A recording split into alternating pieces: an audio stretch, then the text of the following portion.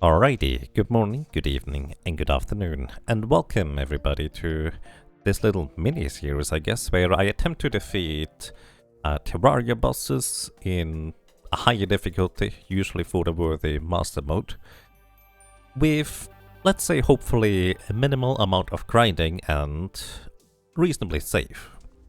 This is mainly kind of aimed towards people who are maybe attempting to do for the worthy master mode hardcore, or maybe you're just trying to look for a different kind of strategy. Either way, for this, I'm gonna try and defeat Queen Slime. Here's my setup. So, real quick, between the teleport boxes, there's 25 or 24 blocks. The exact measures don't matter that much. The main important thing is that from the right box to the left, there needs to be enough spacing, so if the Queen Slime decides to do her stomp, you can just sit in this box and wait without getting hit by the stomp. Then, spiders are always easily and readily available, and I personally like just having minions anyways, because they help me survive in, well, in between bosses, let's put it this way. Then for weapons, I usually go with the Mega Shark, because the Destroyer is the easiest boss to defeat, and you need to defeat one mech boss in order to have access to teleporters. But after that, the Queen Slime is one of my preferred choices of bosses to defeat, because the Queen Slime mount is really good in my opinion. Either way, without any further ado, the setup is pretty simple. You have this teleporter here, goes towards the right side. This teleporter here goes towards the left side, and this teleporter here back to the center. Now, real quick, a few pitfalls that you might run into or encounter if you're not aware of them. Bonfires as well as heart lanterns can be disabled through wiring, so do not run the wires through these.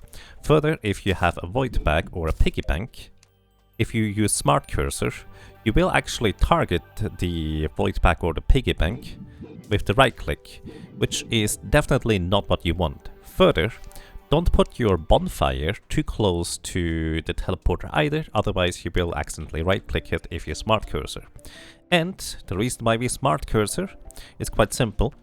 That way, no matter where I wave my mouse, I will be able to effectively click right and we teleport. Also, I guess the bonfire here is actually slightly too close, but that's mainly because I have the backpack on here. Alrighty, and a bit of honey maybe for regeneration in case you do get hit, but let's get this going. Also, by the way, there's no trapdoor here. I just closed the thing with blocks. Quite simply because otherwise you would actually smart cursor the trapdoor instead. Alrighty, so we have these little holes in order to be able to shoot through. I'd simply use Mega Shark plus Curse Bullets because that's relatively easy to acquire. And quick note, do not do the hammering thing where you try to like make these sloped so you can shoot out slightly better at an angle. It is not worth it because enemies can actually slip inside or shoot inside if you do that. Alrighty, and now let's get to Queen Slime. This entire construct you may want to build a little bit off the ground in order for regular enemies to not walk around, but oh well. This equipment setup is quite simple, just hollowed equipment. In this case I go with summoner gear, even though I'm going to be mainly using the Mega Shark in order to survive. Or well, deal damage, excuse me. Alright, let's summon the Queen Slime and check the map. She's over there, so she will actually teleport, usually before she comes anywhere. Now, the way Queen Slime works is as follows. Oh yeah, I still have God mode on. Let's disable that so I can actually properly demonstrate. Here, basically, the concept is, whenever she does one of 3 moves, the slimes stomp, or basically 3 jumps and then a high jump, she will always teleport after these. The pattern in phase 1 is quite simple. The stomp will go through the platform, so you have to teleport away initially until a little bit later, and if she stomps from the right side to the left, just wait until afterwards.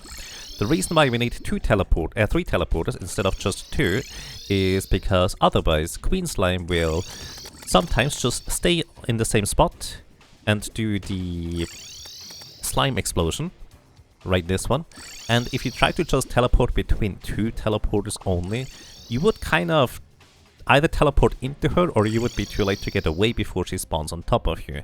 Neither is particularly pleasant because contact damage is insanely high. Then I do have my minions with some background walls so they can hopefully latch onto the Queen Slime somewhat better.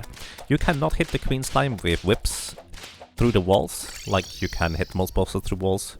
So that's why there's these little shooty holes, so we just shoot through, especially for phase 1.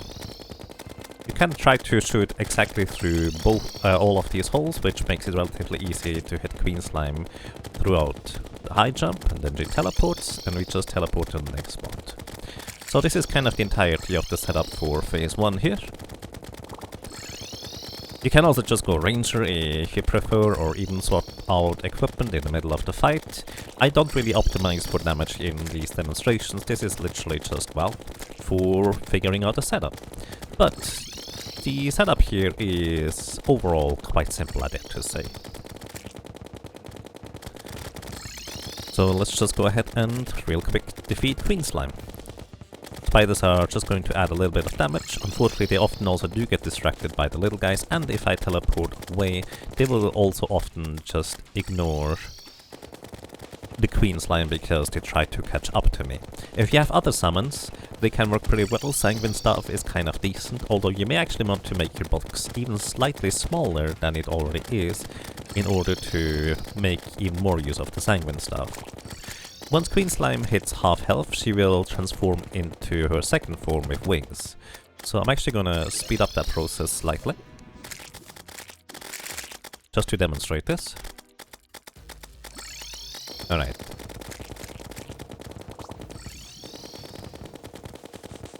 By the way, you can of course also just buff and do everything as well, because while this is not the fastest setup, you may want to go decently fast anyways. Alrighty, so, now I just made a mistake, but let me tell you, the goal is to just keep Queen Slime between two of the teleporters. Whether you keep her between the center and leftmost one, or whether you keep her between the middle and right one, that is up to you. For me, this is just the most comfortable way. And now that Queen Slime has wings, she actually does go through walls, which means whips can actually hit her, which also means that our minions are going to be focusing more on the Queen Slime afterwards.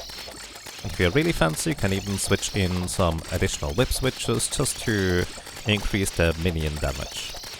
And as you can see, once we reach phase 2, it might be a little bit dangerous initially, but thanks to our little shooty holes in the teleporter boxes not being too large, we basically cannot really get hit. Usually. So sometimes it can be a little bit awkward when Queen Slime summons the minions just in the wrong spot and they are inside the teleporter boxes, which is of course less than ideal if that happens. But for the most part, this is a very easy way to defeat Queen Slime. You don't need any movement accessories, you don't need a long bridge, you basically don't need anything except for 3 teleporters and a few rocks to make boxes. That's that. Thank you for watching.